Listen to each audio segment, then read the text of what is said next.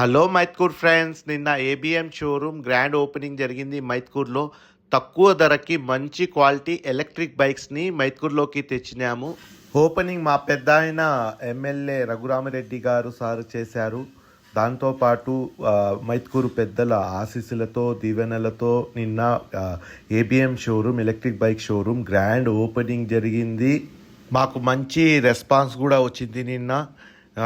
ABM showroom ఓనర్గా చాలా హ్యాపీగా feel అవుతున్నాను. మీకు ఏబిఎం షోరూమ్ చాలా స్టైలిష్ బైక్స్ని ఎలక్ట్రిక్ బైక్స్ని మైత్కూర్లోకి తెచ్చినారు. మీకు డిఫరెంట్ మోడల్స్ ఉన్నాయి.